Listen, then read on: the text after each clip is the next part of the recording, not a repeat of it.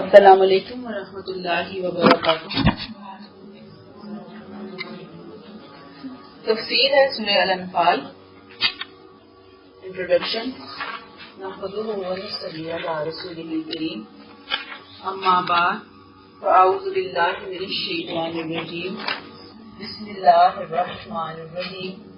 رب اشرح لی صدری ویسر لی امری واحلل عقدۃ من لسانی یفقہوا قولی، ربی زدنی علما۔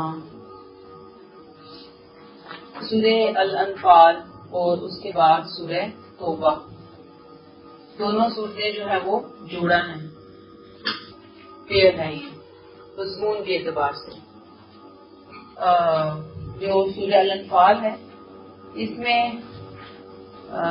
سمجھے مسلمانوں کا تزکیہ ہے، تطہیر ہے، پھر دنیا میں ہی اللہ تعالیٰ کی عذاب کی خبر ہے کہ جو رسول کا انکار کرے گا دنیا میں ہی وہ اس کا نتیجہ انجام دیکھے گا، اور اس کی تیاری کی ایک طرح سے وعید سنا دی گئی کہ اب بس وہ عذاب آیا ہی کھڑا، لہذا جو لوگ اب بھی اپنے آپ کو بچا سکتے ہیں وہ بچا لیں۔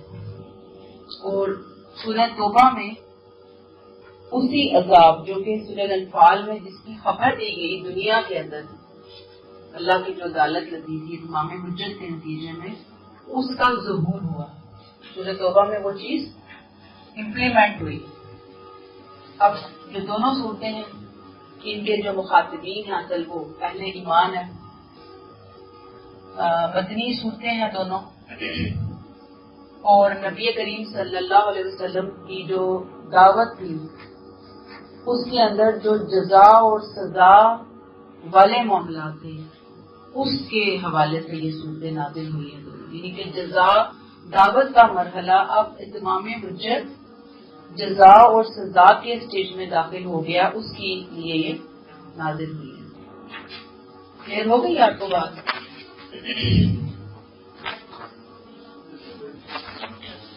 نام کیا ہے اس سورہ کا؟ پہلا ہی فقرہ ہے اس سورہ کا انفال، وہاں سے یہ ہے، اسی لیے سے سورہ انفال کا نام دیا گیا۔ اب آپ دیکھ لیجئے کہ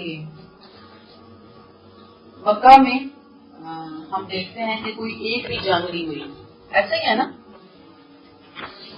مدینہ میں جتنی بھی جنگیں ہوئی، غزوات ہوئے، سیریا، وہ سارے کے سارے مدینہ میں آ کر ہوئے۔ وجہ کیا ہے مکہ میں نہ ہونے کی اور مدینہ میں ہونے کی؟ کہ مسلمان بہت کمزور تھے، کمزور اس سینس میں نہیں تھے، تعداد میں تھوڑے تھے تعداد میں۔ مسلمانوں کے پاس کوئی پلیٹ فارم نہیں تھا، ریاست نہیں تھی، اقتدار نہیں تھا، اور اب جو ہے نا یہ یہاں پر آ کر مسلمانوں کو ایک پلیٹ فارم مل گیا۔ اب ظاہری بات ہے جب پلیٹ فارم سب سے پہلے میسر آیا تو پھر ایک جنگ کے واضح احکامات بھی دے دیے گئے۔ تو اب یہ جو سورہ ہے نا یہ غزوہ بدر کے فوراً بعد، جیسے غزوہ بدر ہوا ساتھ یہ سورہ نازل ہو گئی۔ اس میں ظاہر بات ہے جو اب پہلی جنگ تھی نا مسلمانوں کی کفار کے ساتھ، یعنی اسلام آنے کے بعد نبی کریم صلی اللہ علیہ وسلم سے تشریف لانے کے بعد پہلا حکم تھا جنگ کا، پہلی جنگ ہوئی ہے۔ اب اس جنگ کی وجہ سے کچھ نئے سوالات پیدا ہو رہے تھے، کچھ نئے مسائل پیدا ہو رہے تھے۔ اللہ تعالیٰ نے اس سورہ میں ان مسائل کا جواب بھی دے دیا۔ جو جنگ بدر ہے، غزوہ بدر، اس کی تفصیلات آپ ضرور پڑھیے۔ الرحیق المختوم بک کا نام ہے، یا تجلیات نبوت بک کا نام ہے، اس کو اپنی روٹین میں تھوڑا سا شامل کر لیں، چاہے ایک صفحہ 2 صفحے انسان پڑھتا ہے تو چلے ایک طرح سے سارا بیک گراؤنڈ آپ کو مختلف موضوعات کا، مختلف واقعات کا سمجھ میں آ رہا ہوتا ہے، کیونکہ اب ہمارے پاس تو اتنا وقت نہیں ہے کہ ہم ایک ایک واقعے کو لے کے بیٹھے تو پھر ہم اپنے اصل مضمون سے ہٹ جاتے ہیں، تفسیر سے ہٹ جاتے ہیں۔ یہاں پہ صرف ایک بات ذہن میں دوبارہ سے ریمائنڈر اپنے آپ کو دے دیجیے کہ اللہ تعالیٰ نے رسولوں کے لیے کیا طریقہ مقرر کیا ہے کہ وہ دنیا میں آتے ہیں، اللہ کا پیغام لے کر آتے ہیں، آخری درجے میں آ کر لوگوں تک پیغام کو پہنچاتے ہیں، پھر اللہ تعالیٰ ان کو بتاتے ہیں کہ پیغام آپ نے پہنچا دیا، وہ خود نہیں ڈیسائیڈ کرتے، اللہ بتاتے ہیں۔ جب اللہ تعالیٰ بتا دیتے ہیں اس کے بعد جو ماننے والے ہیں ظاہری بات ہے کہ ان کے لیے دنیا میں ہی آسانیاں، رحمتیں، برکتیں نازل ہونا شروع ہو جاتی ہیں، اور جو نہیں مانتے ان کے لیے پھر اللہ کی طرف سے عذاب آتا ہے، سزا نافذ ہوتی ہے۔ اب آپ صلی اللہ علیہ وسلم سے پہلے جتنے انبیاء کرام آئے سب کے لیے ہی سوائے چند ایک کو چھوڑ کر دنیا میں ہی عذاب نازل ہوا، سزا نازل ہوئی۔ کہتے ہیں تمام حجت، اللہ کی عدالت لگی دنیا میں رسول کی موجودگی کے اندر۔ صرف نبی کریم صلی اللہ علیہ وسلم کے لیے یہ طریقہ اختیار کیا گیا کہ آپ کے مخالفین پر آسمان سے کوئی سزا نازل نہیں ہوئی، بلکہ کیسے سزا نازل ہوئی ہے؟ آپ صلی اللہ علیہ وسلم کے ساتھیوں کے ذریعے ان کے اوپر سزا نافذ کی گئی تھی، کہتے ہیں تلواروں کے ذریعے۔ اور مکی دور میں اب دیکھیں اتمام حجت تو ہو چکا تھا، لہٰذا اللہ تعالیٰ کا فیصلہ تھا کہ اب اتمام حجت جو ہو رہا ہے اس کے مخالفین کو سزا غزوہ بدر میں دی جائے گی، ان کو کیفر کردار تک پہنچایا جائے گا۔ لہٰذا آپ دیکھیے کہ یہ جو ہے غزوہ بدر، اس میں قریش کے سارے سردار مارے گئے، ایلیٹ کلاس ساری ختم ہو گئی۔ کون سی ایلیٹ کلاس کہ جس پر مکی زندگی میں اتمام حجت ہو چکا تھا، صرف ابو لہب بچ گیا، اور وہ بھی کیا بچا؟ آپ دیکھتے ہیں کہ جیسے ہی یہ غزوہ ختم ہوتا ہے وہ اتنی سویر قسم کی بیماری کا شکار ہوتا ہے کہ وہ بس غزوہ بدر کے فوراً بعد اللہ نے اس کو بھی ہلاک کر دیا، ختم کر دیا۔ وہ اصل میں اپنی گزری کی وجہ سے جنگ میں شریک نہیں ہوا تھا، تو جب جنگ ختم ہوئی ہے تو اللہ تعالیٰ نے ختم کر دیا۔ بہرحال یہ جو سورہ بدر ہے، غزوہ بدر ہے، اس کا ایک ایک مرحلہ اللہ تعالیٰ کی نگرانی میں طے ہوا، اللہ کے حکم سے ہوا۔ اور پھر اب آپ دیکھ لیجئے کہ اس کی جو تھوڑی سی میں آپ کو تھوڑی سی ڈیٹیل بتاؤں گی کہ جب آپ صلی اللہ علیہ وسلم مدینہ تشریف لے آئے تو یہ جو مدینہ کے ساتھ ساتھ ہی آپ سمجھ لیجئے کہ ایک بہت بڑا روٹ تھا تجارت کا، اور جو مکہ سے قافلے گزرتے تھے ان کے لیے لازم تھا کہ وہ اس روٹ کو فالو کریں گے، یعنی وہ آسان بھی تھا، نسبتاً سیف بھی تھا، تو اس روٹ کے اوپر سے قافلے جو ہیں وہ لازماً گزرتے ہی، ان کے پاس جو دوسرا روٹ تھا وہ بہت دور کا روٹ تھا، نزدیک اور اچھا روٹ یہی تھا۔ ایسے تھا کہ ایک طرف مدینہ پڑتا تھا اور ایک طرف ان کو سمندر پڑتا تھا، مکہ والوں کو اس طرح سے گزرتے تھے۔ لیکن بہرحال اب یہاں پہ کیا ہوا کہ شعبان 2 ہجری میں جو ابو سفیان ہے وہ بہت زیادہ مکہ والوں کا مال لے کر گیا تھا تجارت کی غرض سے، تو وہ اب مال تجارت کے ساتھ شام سے واپس آ رہا تھا مکہ کی طرف، ٹھیک ہے۔ لیڈر کون تھا اس قافلے کا؟ ابو سفیان تھا۔ اب وہ جو قافلہ تھا چونکہ تجارتی قافلہ تھا نا، جنگی مہم نہیں تھی وہ کوئی، اس لیے اس کے ساتھ تقریباً جو محافظ تھے اس مال کے سامان کے 30-40 سے زیادہ نہیں تھے، تھوڑے سے لوگ تھے۔ اب ایک دم اس کو پتہ نہیں کیا ذہن میں اس کے کوئی چیز جیسے الارم بجنا شروع ہوتا ہے، اس میں بھی اللہ کی حکمت ہوگی، الارم بجنا شروع ہوا اس کے دماغ میں کہ کہیں راستے میں مسلمان ہم پر حملہ نہ کر دیں، اور اس نے ویسے ہی حفظ ما تقدم کے طور پر مکہ والوں کو میسج کر دیا کہ بھئی ہمیں ایک حفاظت کے لیے ایک لشکر بھیجیں ہماری حفاظت کے لیے، تاکہ وہ ہمیں یہاں سے مدینہ کے پاس سے گزروائے۔ اب جب وہ میسج کیا ہے اس نے تو حفظ ما تقدم کے طور پہ بھیجا، ادھر کوئی مسلمانوں کا اس سے پہلے ان کا کوئی ارادہ بھی نہیں تھا۔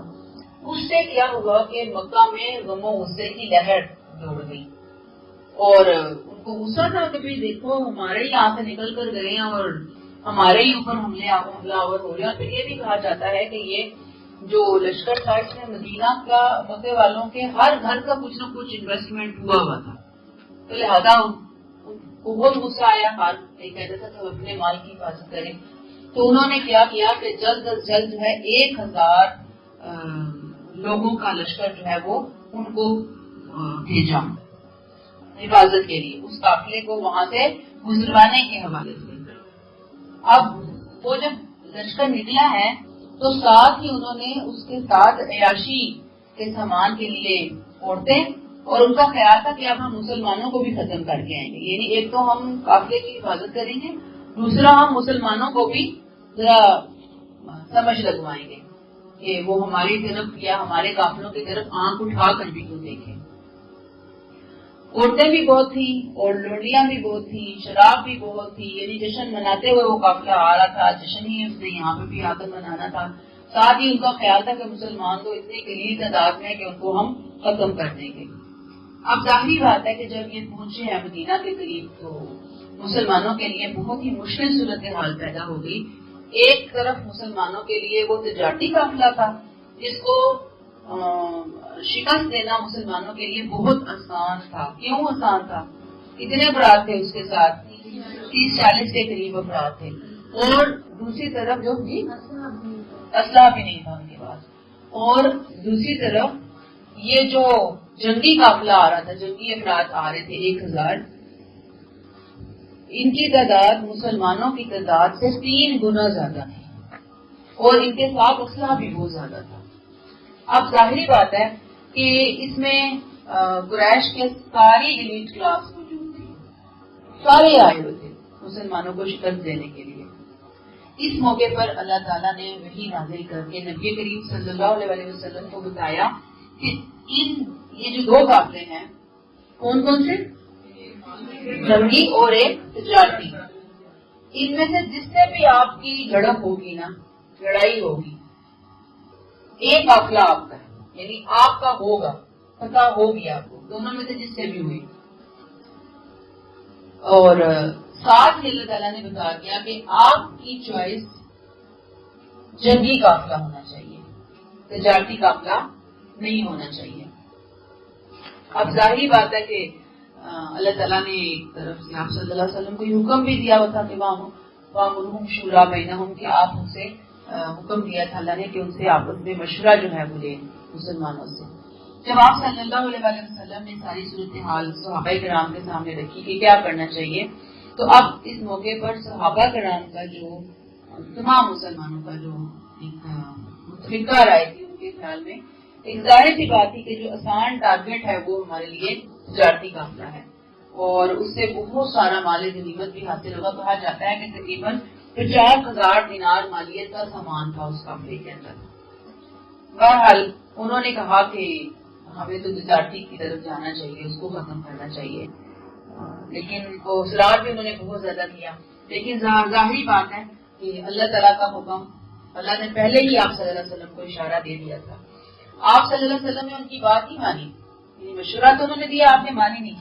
آپ صلی اللہ علیہ وسلم بار بار پوچھتے تھے اچھا کیا کرنا چاہیے، کیا کرنا چاہیے، تو جب آپ صلی اللہ علیہ وسلم نے بار بار پوچھا تو صحابہ کرام کو آپ صلی اللہ علیہ وسلم کی مرضی یا ان کا ارادہ یا ان کی نیت معلوم ہوگی کہ آپ کیا چاہتے ہیں، لہذا جو بڑے بڑے صحابہ کرام تھے جسے کہتے ہیں اکابر صحابہ کرام، جید صحابہ کرام، بزرگ صحابہ کرام، انہوں نے کیا کہا کہ آپ جدھر ہمیں لے کے جائیں گے ہم ادھر چلیں گے آپ کے ساتھ، ہم آپ سے وہ بات نہیں کہیں گے جو موسیٰ سے بنی اسرائیل نے کہی تھی کہ جا اے موسیٰ تو اور تیرا رب جا کر لڑ، ہم تو یہاں بیٹھے ہوئے ہیں، جب جیت جاؤ تو پھر ہمیں بلا لینا۔ ہم نہیں یہ کہیں گے، آپ تو ہمیں اگر سمندر میں بھی کودنے کا حکم دیں گے نا تو ہم آپ کے حکم پر سمندر میں بھی کود جائیں گے، یعنی یہ اس وقت کے الفاظ تھے۔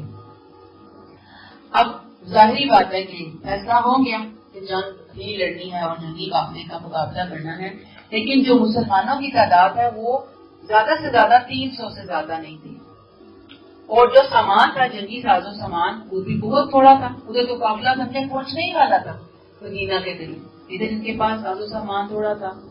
اب آپ دیکھیے کہ اب ہوا کیا کہ اللہ تعالیٰ نے اللہ کے حکم سے پھر یہ لشکر نکلا، پھر پورا ایک جنگ ہوئی، ایک پورا ایونٹ ہے، آپ صلی اللہ علیہ وسلم نے اللہ کے حکم سے ایک لشکر کو ترتیب دیا کہ کہاں کون کس طرح سے کھڑے ہوں گے لوگ، اور ایسے ہوا کہ سارے اس جنگ کے اندر اینڈ جب ہوا ہے تو اسلام مخالف جتنے سردار تھے، ایلیٹ کلاس تھی جتنی کی ساری ختم ہوئی تھے. 70 سردار تھے شاید، وہ سارے کے سارے مارے گئے. اس کے علاوہ 70 کے قریب جو تھے وہ لوگ قیدی بنے، اور بہت سارے لوگ زخمی بھی ہوئے، اور بہت سارا مال غنیمت اس موقع کے اوپر بھی مسلمانوں کے ہاتھ آیا. اس جو یہ واقعہ ہے اس سے توکل کی تعریف بھی سمجھ آتی ہے نا، کہ اللہ تعالیٰ نے نبی کریم صلی اللہ علیہ وسلم کو بتایا کہ کیسے کرنا ہے، کیا آپ نے پوزیشن اختیار کرنی ہے، کس سے کہاں کھڑے ہونا ہے. اللہ تعالیٰ نے یہ نہیں کہا، اور نبی کریم صلی اللہ علیہ وسلم نے یہ نہیں فرمایا کہ بھئی اتنے وظیفے پڑھ لو، اتنے نفل پڑھ لو تو تم جیت جاؤ گے. ایسا نہیں کہا، بلکہ پورا مسلمان اپنی تیاری کے ساتھ نکلے ہیں، وہاں پہ جا کر انہوں نے پوزیشنیں سنبھالی ہیں، پوری محنت کی ہے، اور اس کے بعد دعا کی. آپ صلی اللہ علیہ وسلم نے اگر یاد ہو کہ پوری رات آپ دعا میں گرے رہے ہیں، سجدے میں گرے رہے، اللہ سے دعا مانگتے رہے، اور پھر اس کے بعد اللہ تعالیٰ کی مدد آئی ہے. آج ہم صرف دعا اور تدبیر کی بجائے کہتے ہیں کوئی وظیفہ بتا دو ہمیں. اگر کوئی کہے کہ یہ کام کر لو، وہ کام کر لو، وہ چیز ہمارے ذہن میں نہیں آتی، لیکن کیا ہے کہ ہمیں وظیفہ چاہیے. اچھا، بہرحال اب یہاں پہ مسلمانوں کو یہ بات بتا دیا گئی تھی کہ مسلمانوں نے کوئی تدبیر میں غلطی نہیں کرنی، پوری تدبیر ہوگی.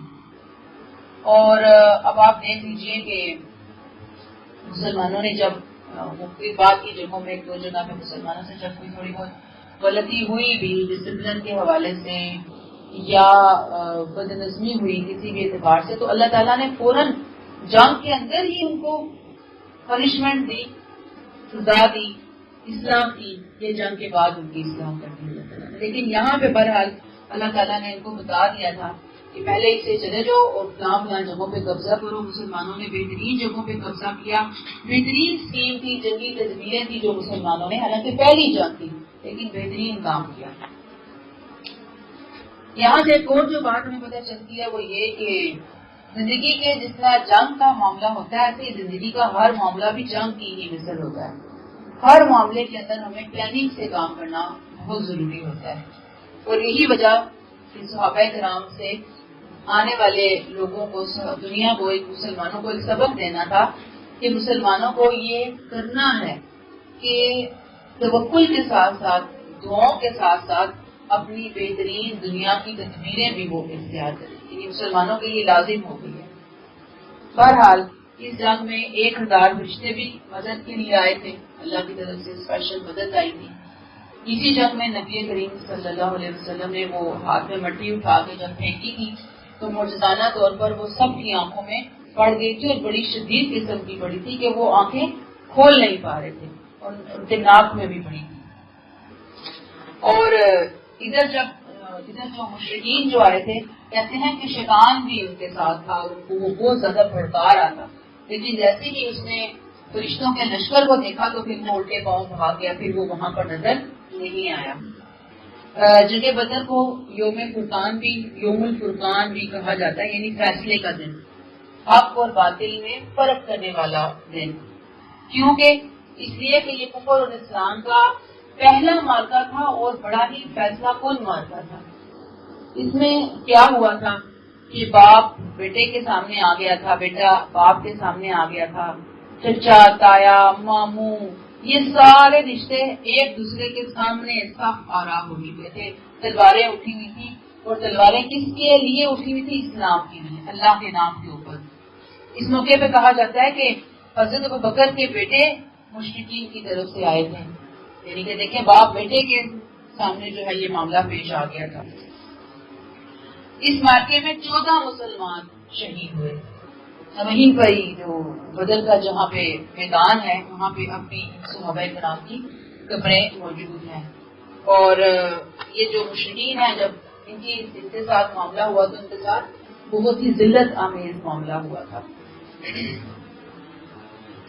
یہی وہ جنگ ہے جب یہ قیدی بنا لیے گئے تو ان قیدیوں کو فدیہ لے کر چھوڑنے کا فیصلہ جو ہے وہ ہوا تھا اتفاق رائے سے کہ فدیہ جو ہے وہ کیا مقرر کیا گیا تھا 10 لوگوں کو، وہ 10 بچوں کو، مسلمانوں کے 10 بچوں کو لکھنا پڑھنا سکھائیں گے. یہ ان کا فدیہ مقرر کیا گیا تھا.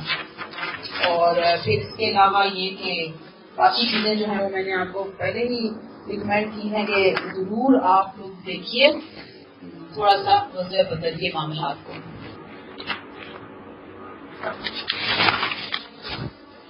بسم اللہ الرحمن الرحیم. اللہ کے نام سے جو بے حد و نصاب مہربان ہے اور جس کی شفقت ابدی ہے. یس آیت نمبر 1.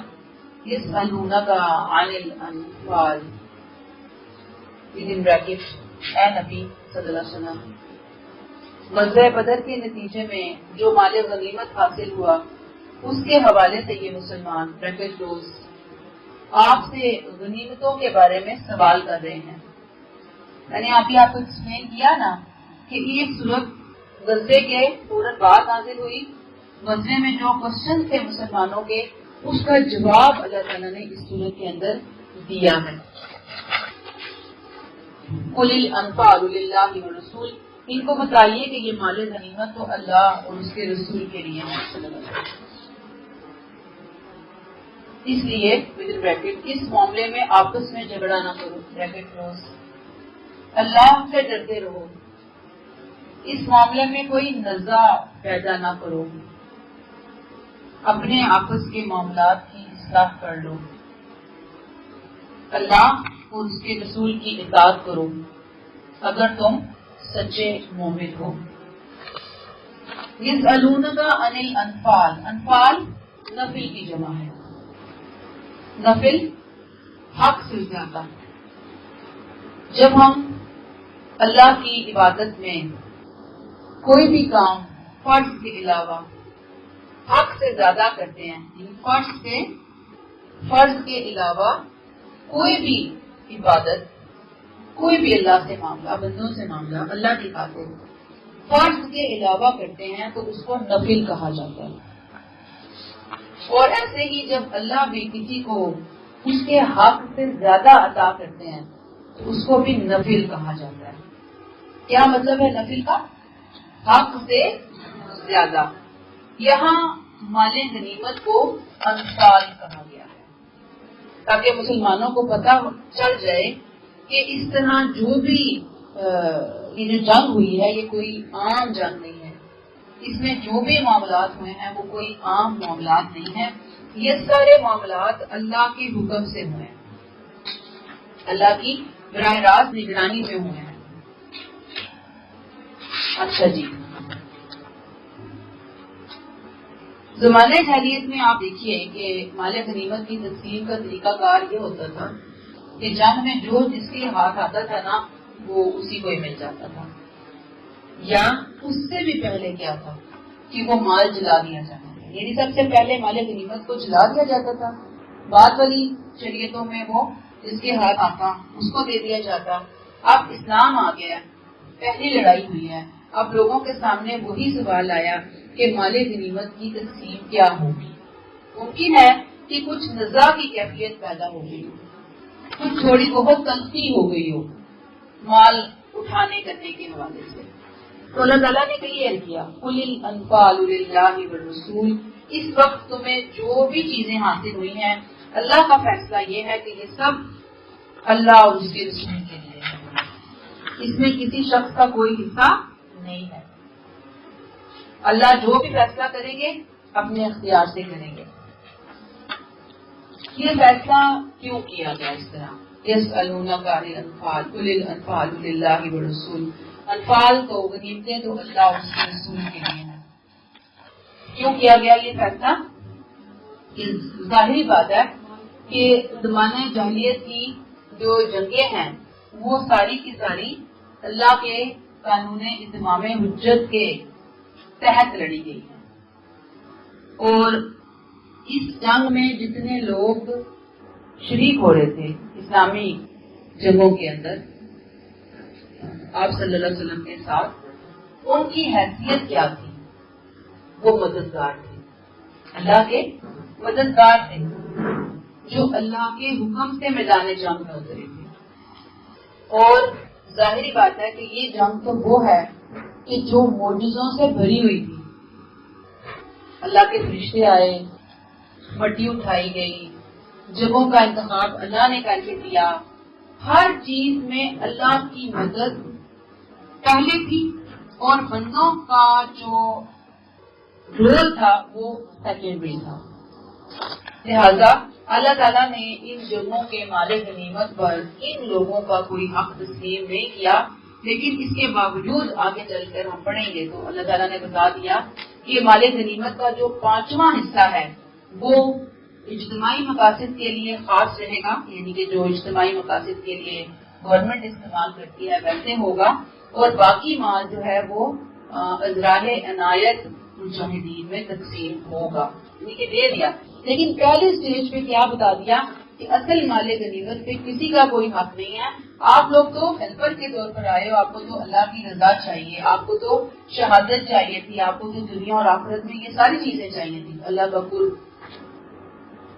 لیکن مال اللہ تعالیٰ نے بھی بتا دیا کہ جی 5واں حصہ گورنمنٹ کے کاموں میں وہ جہاں پہ چاہے گی ویلفیئر کے لیے خرچ کرے گی، اور باقی چیزیں جو ہیں وہ لوگوں کے اندر مجاہدین کے اندر تقسیم کر دیے جائیں گے۔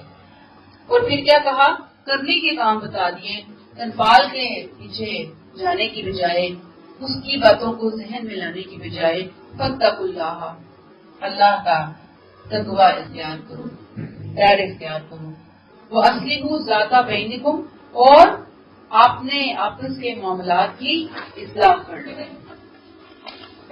مراد کیا ہے کہ یہ جو تمہارے دل میں کوئی نیگیٹو خیال آیا ہے نا آپ نے کسی مسلمان بھائی کے حوالے سے، مال غنیمت کے حوالے سے، تو اس میں کوئی بدگمانی، رنجش، گرما گرمی، بحث، رشک، حسد، نفرت، کینہ، بہت سے جذبات ہو سکتے ہیں نا، کوئی بھی جذبات پیدا مت کرو، بلکہ اللہ کا تقوی اختیار کر کے آپس کے معاملات کو درست کرو۔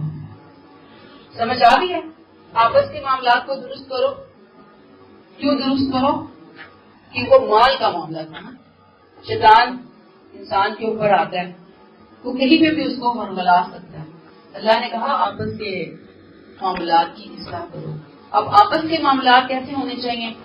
تقوی ہے، اخوت ہے، بھائی چارہ ہے، ہمدردی ہے، محبت ہے، یہ چیزیں ہونی چاہیے بندہ مومن کے دل میں، نہ کہ اس کے دل میں مال کی حوث، مال کی لالچ، مال کی محبت، اور اس کی وجہ سے پھر نفرت، حسد، کینہ۔ صرف مال کی محبت نہیں ہوتی، اس کے بعد ایک پوری لسٹ ہوتی ہے گندگیوں کی، گناہوں کی۔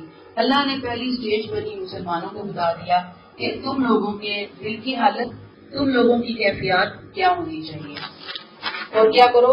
اطیعوا اللہ و رسولہ، اللہ اور اس کے رسول کی اطاعت کرو اگر تم واقعتاً مومن ہو۔ سوچئے کتنے خوبصورت طریقے سے صحابہ کرام کی اللہ تعالیٰ نے اصلاح فرما دی۔ اور آپ دیکھ لیجئے کہ اللہ اور اس کے رسول کی اطاعت کرنا ہی بندہ مومن کا مشن ہونا چاہیے، اس کا مقصد ہونا چاہیے، یعنی اصلاح کر دی نا۔ تو اب آپ سمجھیے کہ یہاں پہ جو سبق ہمیں مل رہا ہے وہ کیا ہے کہ صرف چند ظاہری قانون بنا لینے سے کسی کی اصلاح نہیں ہوتی، یاد رکھیے۔ قانون تو آخری آپشن کے طور پر استعمال ہوتی ہے اصلاح، یا اس کا ڈنڈا آخری اسٹیج پہ جا کے استعمال ہوتا ہے قانون کا۔ اس سے پہلے لوگوں کی برین واشنگ ضروری ہوتی ہے، لوگوں کی تربیت سازی ضروری ہوتی ہے، لوگوں کو بتانا ضروری ہوتا ہے۔ یہاں پر اللہ نے بتا دیا اطیعوا اللہ و رسولہ، اصل چیز اللہ اور اس کے رسول کی اطاعت ہے۔ جب یہ دو چیزیں آ گئی نا، باقی ساری چیزیں اس کے انعام کے طور پر، بلیسنگ کے طور پر آ جائیں گی۔ یعنی اگر یہ دو چیزیں نہیں ہیں تو صرف ہم قانون بنا لیں اور اچھے سے اچھا بہترین سے بہترین کوئی قانون بنا لینا، اس کا وہ اثر نہیں ہوگا کہ جہاں پر ہم اللہ اور اس کے رسول کی محبت کو سامنے لا کر کوئی کام کریں گے، کوئی بات بتائیں گے، وہ بات زیادہ اثر انداز ہوگی۔ یہ سبق ہے آیت 2 انما المؤمنون الذین، اہل ایمان تو وہی ہے۔ پیچھے کہا نا ان کو تم مومنین، اگر تم مومن ہو، اللہ نے کہا مومن کون ہوگا؟ وہ 4 کام تو کرنے ہی ہیں، اس کا ثبوت کیا ہے؟ کیسے ثبوت دیا جائے گا کہ وہ مومن ہے یا نہیں ہے؟ اہل ایمان تو وہی ہیں کہ جب اللہ کا ذکر کیا جائے تو ان کے دل دہل جاتے ہیں، جب اس کی آیات سنائی جاتی ہیں ان کو تو ان کا ایمان بڑھا دیتی ہیں اور وہ اپنے رب پر اعتماد کرتے ہیں۔ پچھلی آیت سے کنیکٹ کر کے کہ اگر تم مومن ہو، ایمان کا دعویٰ رکھتے ہو، تو پھر دیکھو کہ کیا سچے اہل ایمان کی یہ تصویر، یہ کیفیات تمہارے اندر موجود ہیں۔ کون سی؟ اذا ذکر اللہ وجلت قلوبہم، سچے اہل ایمان کی پہلی علامت، پہلا ثبوت۔ پیچھے تو ہم نے کہا نا جو کام انہوں نے کرنے ہیں، جب وہ کر رہے ہیں اور اپنے آپ کے لیے دعوی ایمان بھی ہے، تو کیا یہ کیفیات ہوتی ہیں؟ کیا یہ علامتیں سامنے آتی ہیں؟ سمٹمز ہوتے ہیں نا، کیا سمٹمز آتے ہیں؟ اور وہ سمٹمز کیا ہیں؟ کہ جب اللہ کی کوئی بات ان کے سامنے پیش کی جاتی ہے اور انہیں اس چیز کا احساس ہوتا ہے کہ خدا جیسی اتنی عظیم قدرت والی ہستی کا ان کو تعارف کروایا جا رہا ہے، تو وہ اس کا تعارف سن کر، اس کے نام پر آئی ہوئی کوئی بات سن کر، اس کی خوشی کے حوالے سے کوئی بات جان کر، اس کی ناراضگی کے حوالے سے کسی کام سے ڈر کر، کیا انسان لرز نہیں اٹھتا، کانپ نہیں اٹھتا کہ میرے اللہ نے مجھ سے یہ تقاضا کیا، یہ ڈیمانڈ کی ہے؟ تو اللہ کہتے ہیں اذا ذکر اللہ وجلت قلوبہم، وجلت وجل سے ہے، واو جیم لام، اسے کہتے ہیں کہ نشیبی گڑا، مثلا جیسے آپ گاڑی چلا رہے ہو نا تو ایک دم آگے ایک گڑا آ جائے، کھڈا آ جائے، تو ہم کیا کرتے ہیں؟ ایک دم ہمیں پتا ہو کہ وہ کھڈا آ گیا تو کیا کریں گے؟ گاڑی مار دیں گے چاہتے اس میں؟ نہیں، کیسا ایک دم انسان خوفزدہ تو ہو جائے گا نا کہ گاڑی بس اب کھڈے بھی جانے لگے گی، نقصان ہونے لگا تھا۔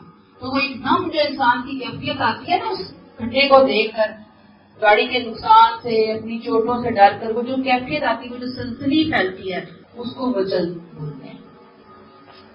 ایسے خوف کو وجل کہا جاتا ہے جب اہل ایمان کے سامنے اللہ کی باتیں آتی ہیں تو وہ اللہ کی باتیں سن کر پگھل اٹھتے ہیں، کانپ اٹھتے ہیں، سنسنی پھیل جاتی ہے ان کے پورے جسم میں، باڈی میں۔ وہاں پر نہ ان کی کوئی انا رہتی ہے، نہ ان کی کوئی سوچ رہتی ہے، نہ ان کی کوئی خیالات رہتے ہیں، نہ ان کا کوئی مشورہ رہتا ہے۔ وہ اپنا آپ مکمل طور پر بھلا کر اپنے آپ کو اپنے رب کے سامنے سرنڈر کر دیتے ہیں۔ یعنی اللہ کی باتیں ان کے دل میں ایک زلزلہ برپا کر دیتی۔ اللہ کا حکم آ گیا، اللہ کی رضا اس کام میں، اللہ کی ناراضگی والے یہ فلاں کام ہے، بس اس کے بعد تو یہ ہوگا اور وہ ہوگا۔ اور پھر اس کے بعد آپ دیکھیے وَإِذَا تُلِيَتْ آيَاتُهُ عَلَيْهِمْ آيَاتُهُ، کہ جب ان کو ہماری آیات ان پر اس کی آیات سنائی جاتی ہیں تو ان کا ایمان بڑھ جاتا ہے، ایمان بڑھ جاتا ہے۔ یہ دوسری علامت ہے۔ اب جو آیات سنائی جاتی ہیں وہ کون سی آیات سنائی جاتی ہے؟ اللہ کے حکم جو ہے وہ ان کو بتائے، سمجھائے، سنائے جاتے ہیں۔ تو جب وہ سنائے جا رہے ہیں تو اس کو سن کر ان کا ایمان بڑھ رہا ہے۔ وَعَلَىٰ رَبِّهِمْ يَتَوَكَّلُونَ، اور وہ اپنے رب پر توکل کرتے ہیں، بھروسہ کرتے ہیں. یعنی جن کے اندر ایمان موجود ہوتا ہے نا، جیسے ہی اس کے سامنے مزید ایمان کا مطالبہ آتا ہے، یعنی ایمان تو ہے، روشنی ہے، لائٹ ہے، مزید ایمان کا مطالبہ آتا ہے، تو جیسے ہی مطالبہ آتا ہے وہ فوراً آگے بڑھ کر اس کو قبول کر لیتے ہیں. یہ بالکل ایسے ہی ہے کہ جیسے کوئی کسان ہے، اس نے کھیتی کے اندر بہت سے درخت لگے ہوئے ہیں، اور جب ان درختوں کے اوپر پھل آتا ہے نا، تو وہ پھل دیکھ کر وہ خوشی سے باغ باغ ہو جاتا ہے، پھولے نہیں سماتا. ایسے ہی اہل ایمان جب اللہ تعالیٰ کے مطالبات کو دیکھتے ہیں اور پھر اس کے بعد ان کے سامنے اللہ کا پھر کوئی مزید حکم آتا ہے، تو ان کی پیشانیوں پہ بل نہیں پڑتا. وہ یہ نہیں کہتے کہ کیا مصیبت پڑ گئی ہے، کیا تنگی ڈال دی ہمارے اوپر، کیا بوجھ ڈال دیا، کیا بلا نازل ہو گئی، بلکہ وہ کیا کرتے ہیں، فوراً بھاگ کر اگلے مطالبے کو بھی لینے کے لیے تیار ہو جاتے ہیں. یعنی ایمان کا مطالبہ تو ہوا ہی ہوا، جسم پہ سنسنی کاری ہوئی، جسم کانپا ہی، لیکن جیسے ہی مزید کوئی اگلا حکم انہوں نے دیکھا تو یہ چیز ان کے ایمان کو مزید مضبوط بناتی ہے. اور اس میں پھر مزید آپ دیکھیں کہ ظاہری بات ہے کہ جب انسان اللہ کے حکموں کو لیتے ہوئے چل رہا ہوتا ہے تو اس راستے میں اللہ کی مدد بھی آ رہی ہوتی ہے، اللہ کی تائید، اللہ کی نصرت بھی آ رہی ہوتی ہے ان سارے امتحانات سے گزرتے ہوئے. تو وہ جو اللہ کی مدد آتی ہے نا، وہ چیز بھی ان کے ایمان کو اور بڑھا دیتی ہے، ایمان بڑھ جاتا ہے، اور پھر وہ اپنے رب پر توکل کرتے ہیں. یقین کامل ہوتا ہے کہ یہ رب نے حکم دیا، یہ رب نے امتحان میں ڈالا ہے، جس نے ڈالا ہے، جس نے حکم دیا، وہ نکالے گا بھی، وہ آسانیاں بھی کرے گا. اسی بات میں آپ دیکھ لیجئے کہ ان کے لیے برکتیں اور رحمتوں کے دروازے کھل جاتے ہیں. اگلی آیت نمبر 3، الذین یقیمون الصلاۃ، وہ نماز کا اہتمام کرتے ہیں اور جو مال ہم نے ان کو دیا اس میں سے وہ ہماری راہ میں خرچ کرتے ہیں. اتنی علامتیں ہم نے پڑھی. ذکر اللہ وجلت قلوبہم، دوسری اذا تلیت علیہم آیاتہ زادتہم ایمانا، 2 وعلی ربہم یتوکلون، 3 الذین یقیمون الصلاۃ، 4 ومما رزقناہم، 5.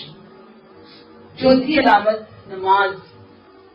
یہ سب علامتوں کی محافظ ہے، یاد رکھیے. اور ایسے ہی انفاق بھی. گویا یہ 2 چیزیں جو ہیں یہ جامع ہیں ساری نیکیوں کی. نماز کے اندر اللہ سے متعلق جتنے حقوق ہیں وہ سارے آ جاتے ہیں، اور انفاق کے اندر بندوں سے متعلق جتنی باتیں ہیں وہ ساری آ جاتی ہیں. تو یہ لوگ مزید اہتمام سے نماز پڑھتے ہیں اور اللہ کے دیے ہوئے مال کے اوپر بخیل بن کر نہیں بیٹھ جاتے، بلکہ اس کو اللہ کی راہ میں ہنسی خوشی خرچ کرتے ہیں.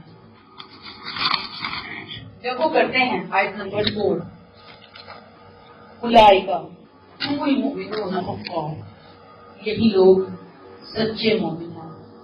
پیچھے ہم نے پڑھا تھا نا اللہ تعالیٰ نے کہ اگر تم مومن ہو تو تم اطیعوا اللہ، اطیعوا رسول، اور واتقوا اور اصلحوا ذات بینکم، یہ کام کر لو.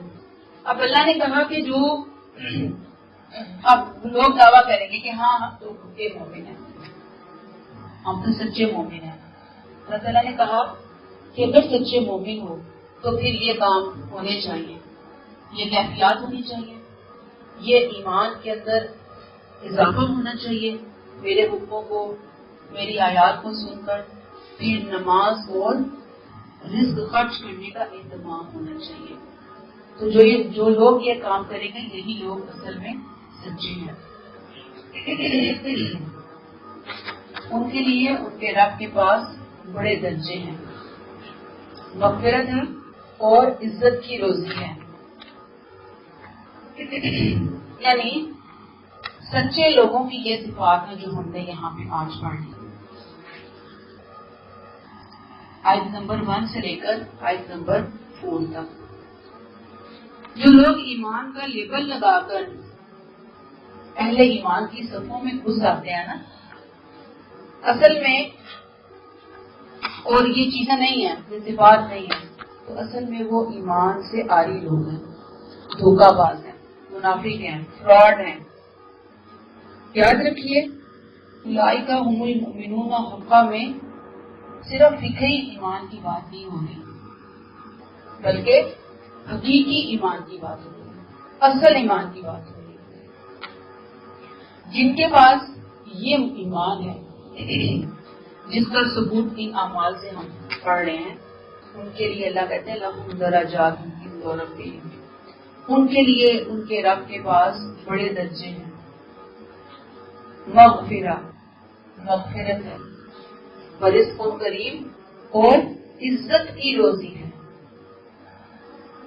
یعنی جو یہ اوصاف اپنے اندر پیدا کریں ان کے لیے اللہ کے ہاں درجے مغفرت اور رزق کریم ہے.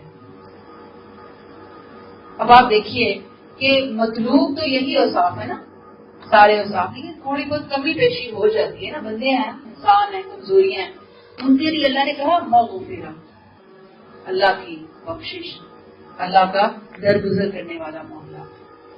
اور رزق کریم، رزق کریم ظاہری بات ہے کہ بندوں کو جو کچھ عطا ہوا ہے اللہ کے فضل سے، اس کے انعام سے حاصل ہوا. بندوں کا کوئی رائٹ نہیں بنتا تھا، اللہ نے اپنے فضل اور انعام سے دیا ہے. اللہ تعالیٰ نے کہا کہ یہ بندوں کے لیے میں نے نعمتیں رکھی ہیں، درجات، مغفرت اور رزق کریم. اب آپ دیکھ لیجئے کہ یہ جو ایمان ہے نا ہمارا سبق، ایک قانونی ایمان ہوتا ہے اور ایک حقیقی ایمان ہوتا ہے. قانونی ایمان باہر سے تعلق رکھتا ہے کہ ہمارا نام مسلمانوں والا ہے، ہمارا مرنا جینا شادی بیاہ مسلمانوں والے ہوں گے. لیکن اللہ کی نظر میں ظاہری ایمان سے زیادہ انسان کا حقیقی ایمان اہمیت رکھتا ہے. اور یہاں پہ میں نے بھی آپ کو بتا دیا کہ اللہ نے حقیقی ایمان کی طرف بندہ مومن کی توجہ مبذول کروائی ہے. اللہ تعالیٰ کی نظر میں ایک مخلص کا ایمان اور ایک منافق کا ایمان زمین آسمان کا فرق رکھتا ہے. تو اللہ تعالیٰ سے ہم دعا کرتے ہیں کہ ہم بھی ایمان کے دعوے دار ہیں، اللہ کی آیات ہم بھی پڑھتے ہیں. کیا پڑھنے کے بعد وجلت کی کیفیات آتی ہیں؟ کیا آیات جب مزید حکم آتے ہیں تو کیا ہمارا ایمان پہلے سے بھی زیادہ اور اپنے رب پر مضبوط ہوتا ہے؟ اور پھر اس کے نتیجے میں نمازوں کی بہتری، اہتمام اور اللہ کی راہ میں خرچ کرنا، یہ چیزیں ہیں یا نہیں ہیں؟ اور اگر نہیں ہے تو پھر اللہ تعالیٰ سے دعا کرنے کی ضرورت ہے کہ اللہ تعالیٰ ہمیں یہ صفات، یہ کیفیات قرآن کی برکت سے عطا فرما دے، ہم سب کو، ہماری نسلوں کو، ہمارے آنے والے لوگوں کو عطا فرما دے. کلیئر ہو گئی بات؟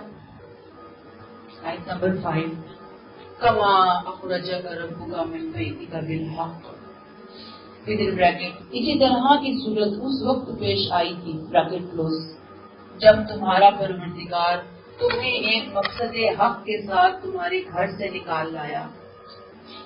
اور مسلمانوں میں سے ایک گروہ کو یہ بات یہ سخت ناگوار تھی. مال غنیمت کے بارے میں ابھی ہم نے پڑھا کہ نزاع کی کیفیت پیدا ہو گئی تھی مال غنیمت کی تقسیم پر. کہا جاتا ہے کہ اس طرح کا ہی ایک نزاع کا معاملہ جنگ بدر میں روانہ ہونے سے پہلے بھی مسلمانوں کے درمیان پیش آیا تھا. لہذا قرآن نے جہاں مال غنیمت کی تقسیم کے معاملے کو ٹیکل کیا، وہاں ساتھ ہی مسلمانوں کی تربیت کے اعتبار سے اس واقعے کو بھی ہائی لائٹ کر کے اپنی بات کا موضوع بنا لیا کہ خامیاں تو ہیں، خامیاں یہاں نہیں، خامیاں پہلے بھی ہوئی ہیں. اپنی خامیوں کی مسلمانوں نے اصلاح کرنی ہے، اپنے اندر بہتری لانی ہے. کما اخرجک ربک، جب تمہارا پروردگار تمہیں نکال لایا تھا. دیکھیں یہاں پہ اللہ نے کیا کہا؟ اخرجک ربک، تمہارے رب نے تمہیں نکالا تھا.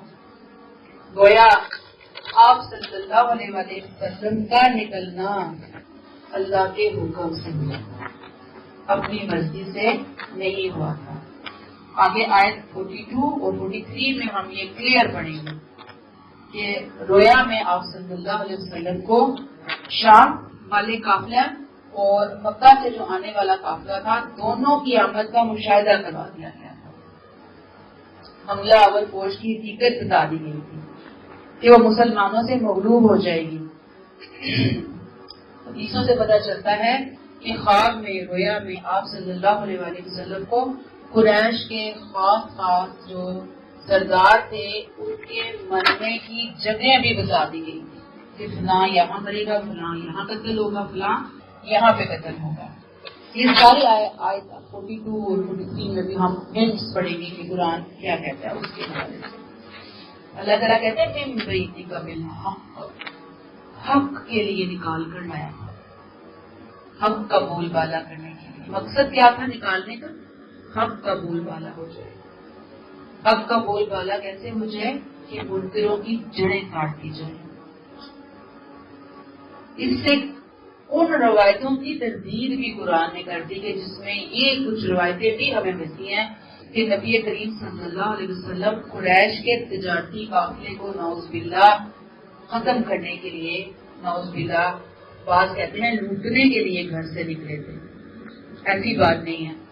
اللہ تعالیٰ نے یہاں پہ کلیئر کر دیا کہ مسلمانوں کے اللہ کے پیش نظر، نبی کریم صلی اللہ علیہ وسلم کے پیش نظر، اکابر صحابہ کے پیش نظر شروع سے ہی قریش کی ہزیمت تھی، ان کے جنگی لشکر کو شکست دینا تھی.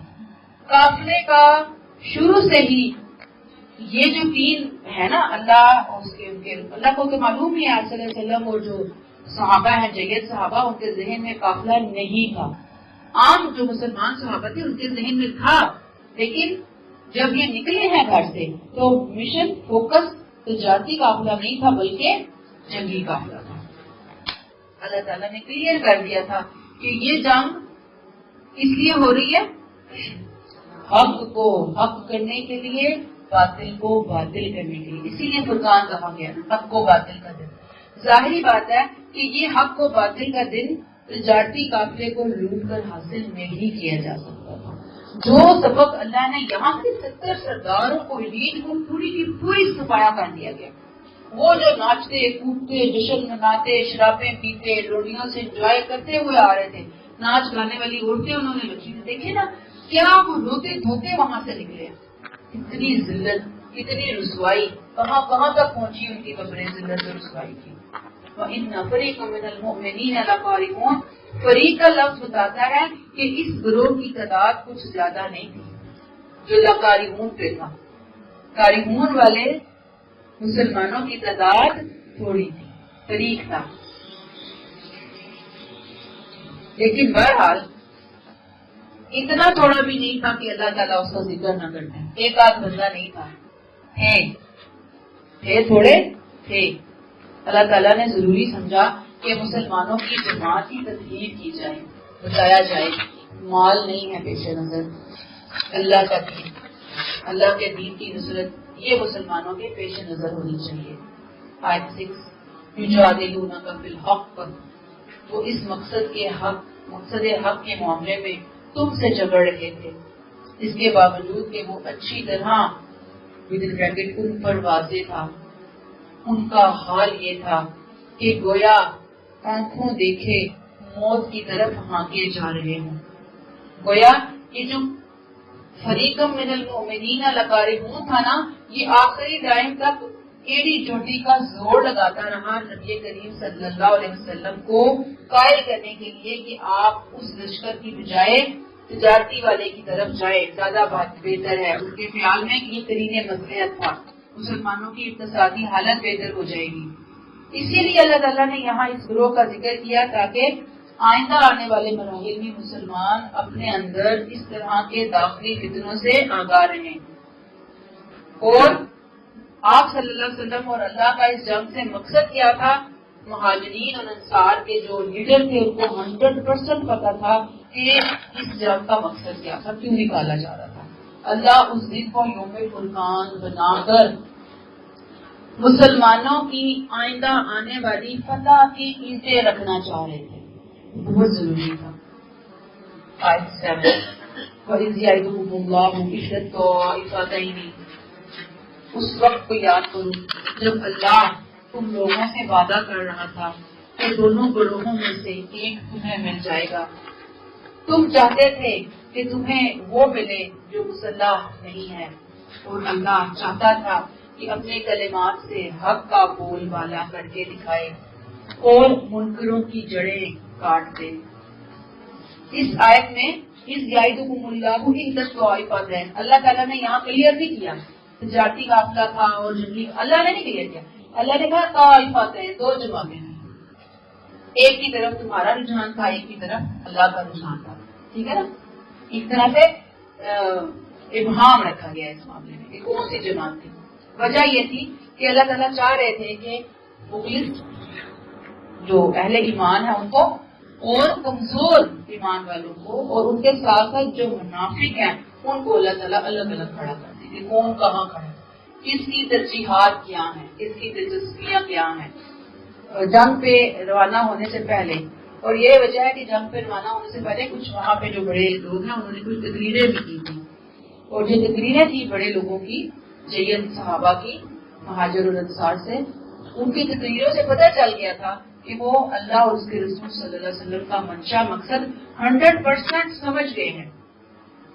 اور کہتے ہیں کہ انہوں نے جب آپ صلی اللہ علیہ وسلم نے ان سے کچھ کوشچن کیے تو انہوں نے اتنے زبردست جواب دیے ہیں آپ صلی اللہ علیہ وسلم کو، یعنی کہ لبیک کہا، کہ کہتے ہیں کہ ان باتوں کی، ان تقریروں کی، ان جملوں کی، اس لبیک کہنے کی گونج تاریخ میں ہمیشہ سنی جاتی رہے گی کہ کس طریقے سے انہوں نے کھڑے ہو کر خود کو پیش کیا۔ ابھی میں نے آپ کو شروع میں بتا دیا ہے نا، یہ کہتے ہیں نا کہ وہ جو 1400 سال گزر گئے ہیں کہ جس سے حرارت ایمانی ہم لوگوں کو بھی نصیب ہوتی ہے، اتنا زبردست تھا کہ ایک ایک لفظ جو ہے وہ زبردست تھا۔ اور ظاہری بات ہے کہ یہ جو تقریریں تھی وہ کسی تجارتی قافلے پر حملہ کرنے کے لیے ہو ہی نہیں سکتی تھی، ان کی تقریریں ہیں جو وہ بتا رہی تھی۔ وہ تو یہ کہتے نا کہ ہم تو سر کٹانے کے لیے حاضر ہوئے ہیں، سر بھی کٹوا دیں گے ہم، سمندر میں بھی پہنچ جائیں گے ہم۔ دیکھیں نا کیا شان تھی، کیا الفاظ تھے، اللہ نے محفوظ کروا دیے وہ الفاظ، اتنے خوبصورت الفاظ۔ اللہ تعالیٰ نے کہا کہ اللہ تم سے وعدہ کر رہا تھا کہ دو گروہوں میں سے ایک، اور تم کیا جا رہے تھے، غیر ذات الشوکۃ، تم چاہتے تھے کہ تمہیں وہ ملے جو مسلح نہیں ہے۔ کون چاہتا تھا یہ؟ جو تھوڑے کمزور ایمان والے، کم ہمت مسلمان تھے، ان کی بات ہو گئی ہے، تاکہ جان کو خطرہ بھی نہ ہو، مال بھی مل جائے، تو کون لکم تمہارے لیے ہو جائے۔ وہ یرید اللہ کا جیسا تھا یحق الحق بکلماتہ، اللہ حق کو حق کرنا چاہتا تھا، دکھانا چاہتا تھا اپنے کلمات سے، وَيَقْطَعَ دَابِرَ الْكَافِرِينَ، کافروں کی جڑ کاٹنا چاہتا تھا۔ بکلماتہ ہی سے مراد کیا ہے؟ وہ کلمات جو آپ صلی اللہ علیہ وسلم کو جنگ کے لیے گھر سے نکالنے کے لیے اللہ تعالیٰ نے ارشاد کیے، اور وہ جو آپ کی تائید میں اللہ تعالیٰ نے ارشاد فرمائے، وہ والے کلمات ہیں کہ وہ ارشاد فرمایا اللہ چاہتے تھے، اللہ کافروں کی جڑ کاٹ دینا چاہتے تھے۔ پھر مزید کیا چاہتے تھے اللہ؟ آیت 1 لِيُحِقَّ الْحَقَّ وَيُبْطِلَ الْبَاطِلَ، تاکہ حق کو حق اور باطل کو باطل کر دکھائے، خواہ ان مجرموں کو کتنا ہی ناگوار کیوں نہ ہو۔ گویا مدینہ پر حملہ کون کرنے کے لیے آ رہا تھا؟ کون پلاننگ سے چلا تھا؟ مشرکین چلے تھے نا۔ اور بعض جگہوں پہ یہ بھی آتا ہے کہ تجارتی قافلے کی حفاظت اصل میں زیر مقصود نہیں تھی، بہانہ بنا کر تجارتی قافلے کا مسلمانوں کو سبق سکھانے کے لیے وہ آ رہے تھے۔ انہیں بہت زیادہ چبھ رہا تھا مسلمانوں کا مدینے میں جڑ پکڑنا، قدم جمانا، اور ان کو یہ بھی پتہ چل گیا تھا کہ اب مسلمانوں نے جیسے جیسے یہاں پہ پاور حاصل کر لی مدینہ میں، تو ان کی جو تجارتی شاہراہ ہے یہ محفوظ نہیں رہے گی، یہ ان کے ہاتھوں سے نکل جائے گی. لہذا اب انہوں نے کہا کہ کوئی بہانہ بنا کر ان کو فارغ کیا جائے. اب ان کو بہانہ مل گیا. ابو سفیان نے کوئی بھیج دی خبر, تو بہرحال یہ ایک لشکر لے کر روانہ ہو گئے. لیکن بہرحال اللہ تعالیٰ نے یہاں پہ بتا دیا کہ اللہ تعالیٰ کیا چاہتے ہیں, لِيُحِقَّ الْحَقَّ وَيُبْطِلَ الْبَاطِلَ. اللہ اس حملے سے حق کو حق, باطل کو باطل کروانا چاہ رہے تھے, خواہ مجرموں کو کتنی ہی یہ بات ناگوار کیوں نہ گزرے. پچھلی پوری جو میں نے سورہ الانفال سے لے کر اب تک آپ کو پوری وہ ایک انٹروڈکشن دیا, اس کو ذہن میں رکھیں گے. آیات آپ کو بے شک الفاظ تھوڑے سے مشکل لگیں, لیکن آپ کو پورا خلاصہ سمجھ آئے گا, آپ کو یاد کرنے میں آسانی ہو جائے گی کہ واقعہ کیا ہے, کیا چاہ رہے تھے اللہ تعالیٰ, کیوں چاہ رہے تھے اللہ تعالیٰ. آیت 9, استستغیثون ربکم. اے مسلمانوں یاد کرو وہ موقع, بریکٹ کلوز, جب تم اپنے رب سے فریاد کر رہے تھے تو اس نے ودن بریکٹ جواب میں بریکٹ کلوز تمہاری فریاد سن لی. اس نے فرمایا میں تمہاری مدد کے لیے 1000 فرشتے بھیج رہا ہوں, مردفین جو پے در پے آتے رہیں گے, لگاتار فالو کرنے والے. اب چونکہ مسلمانوں کی تعداد 313 تھی نا, بے سر و سامان تھے مسلمان, ہر شخص سراپائے 300 نیاز بنا ہوا تھا, فریادیں کر رہا تھا, دعائیں کر رہا تھا, دل سے دعا, دل نکال کر رکھ دیے تھے اللہ کے سامنے دعاؤں کی حالت میں. اور ظاہری بات ہے کہ نبی کریم صلی اللہ علیہ وسلم بھی ساری رات یا برحمتک کا استغیث پڑھتے رہے, اور آپ یہی دعا کرتے رہے کہ اللہ تعالیٰ کہ یہ جو آج اپنے سامان غرور کے ساتھ آئے ہیں, یہ ہمیں جھوٹا ثابت کرنے آئے ہیں, تیرے دین کو جھوٹا ثابت کرنے آئے ہیں. اگر آج یہ چند مٹھی بھر مسلمان مٹ گئے تو پھر تیرا نام لینے والا کون ہوگا, کہ اللہ تو اپنی مدد آج ہمیں دکھا جس کا تو نے وعدہ کیا ہے کہ اللہ تعالیٰ اگر یہ ختم ہو گئے لوگ تو پھر پوری زمین پر تیری عبادت کرنے والا کوئی نہیں رہے گا. تو اس تستغیثون ربکم, تم فریاد کر رہے تھے. فریاد بھی عام نہیں ہے, میں نے کہا کہ دل نکال کے رکھ دیا تھا. فاستجاب لکم, اللہ نے بھی کیا کیا, وہ دعائیں قبول فرما لی اور ساتھ ہی آرڈرز جاری کر دیے, انی ممدکم بألف من الملائکۃ مردفین, کہ میں بھیجوں گا. ظاہری بات ہے کہ مسلمانوں کو اسلامک ورک میں یاد رکھیے ہمیشہ جو فوج ہوتی ہے ان کے حوصلے اس بات پہ زیادہ بلند رہتے ہیں کہ انہیں اس چیز کی امید ہو کہ وہ لڑ رہے ہیں, پیچھے سے اور قوت آ رہی ہے, اور نفری آ رہی ہے ان کی مدد کے لیے. اللہ تعالیٰ نے یہاں پہ بتا دیا کہ وہ جنگ تم جاؤ لڑو, فرشتے میں نے بھیج دیے. ایک جگہ آتا ہے 3000, ایک جگہ آتا ہے 5000. اس میں لفظ آیا تستغیثون ربکم, تم اپنے رب سے فریاد کر رہے تھے. تستغیثون ربکم, تو فریاد رب کون ہوتا ہے؟ اللہ تعالیٰ. فریادیں کس سے کرنی ہے؟ اور ہمیں اتنے مشکل ٹائم پہ نبی کریم صلی اللہ علیہ وسلم نے عمل کر کے سنت قائم کر کے بتا دی کہ مشکل ٹائم ہے, اللہ کے سامنے سجدے میں پڑے رہے, اپنی رات روتے رہے, دعائیں مانگتے رہے. ہاں بتا دیا گیا تھا, بہت اچھا پوائنٹ مطالعہ نے دیا, بتا دیا تھا کہ فتح آپ کی ہوگی. دیکھیں ذرا, جگہ دکھا دی گئی تھی, لیکن اس کے باوجود اپنے رب پہ کتنا ان کو اعتماد اور ناز ہے کہ پھر بھی مانگ رہے ہیں, پھر بھی رو رہے ہیں, پھر بھی گڑ گڑا رہے ہیں. اور جیسے میں نے ابھی آپ کو شروع میں بتایا کہ ایسا نہیں ہے کہ بھی وہ بیٹھ گئے ہیں کہ بس ہی چلے کر لیں, وظیفے کاٹ لیں اور بس فتح مل جائے گی اور یہ کام ہو جائے گا اور وہ کام ہو جائے گا. مسلمان بہت سست الوجود ہو گئے ہیں بھائی, کام نہیں کرنے چاہتے, بس وظیفے ادھر سے پوچھو, ادھر سے پوچھو, ادھر سے پوچھو. تو کام اپنے حصے کا جب وہ کرے, باقی دعائیں کرے. اور دعاؤں کا بہترین انداز ہمیں نبی کریم صلی اللہ علیہ وسلم نے بتا دیا. اللہ تعالیٰ ہمیں توفیق عطا فرمائے اور آسانیوں کا موقع فرمائے ہمارے لیے. اچھا, پھر آیت نمبر 10 ہی پڑھ لیں, میں یہ والا یہاں سے بھیج دوں گی. وما جعلہ اللہ الا بشرا, یہ اللہ نے صرف اس لیے کیا کہ تمہارے لیے خوشخبری بنے, اور اس لیے کہ تمہارے دل مطمئن ہوں. ورنہ حقیقت یہ ہے کہ مدد تو ہمیشہ اللہ ہی کی طرف سے ہوتی ہے. یقیناً اللہ کی زبردست اور بڑی حکمت والا ہے. یعنی اللہ نے صحیح الفاظ میں کیا کہا کہ تم جو پریشان تھے اللہ نے تمہیں تسلی دینے کے لیے، اطمینان دینے کے لیے یہ تمہیں حکم دے دیا، بتا دیا. اور اللہ کی راہ میں جب تم جو بھی تمہیں مدد حاصل ہوتی ہے اللہ ہی کی طرف سے حاصل ہوتی ہے. اور یہ جو تمہارے لیے خوشخبری بنائی، فرشتوں کا آنا، تمہارے غصے برقرار رکھنا، یہ اللہ کے حکم سے آئی ہے. یاد رکھیے کہ مدد اللہ کی طرف سے آتی ہے، اللہ ہی پر بھروسہ رکھنا چاہیے. اللہ کے معاملے میں کبھی بھی انسان جو ہے وہ مایوس نہ ہو.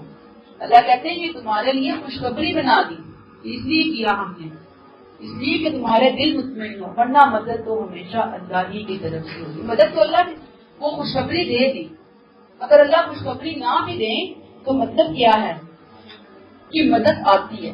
جب انسان اللہ سے مانگتا ہے نا، اس تستغیثون فریاد رسی کرتا ہے اپنے رب کے سامنے، تو مدد آتی ہے اللہ کی طرف سے، کیونکہ اللہ بہت ہی زبردست اور بڑی حکمت والا ہے. بس یہاں پہ روک لیتے ہیں.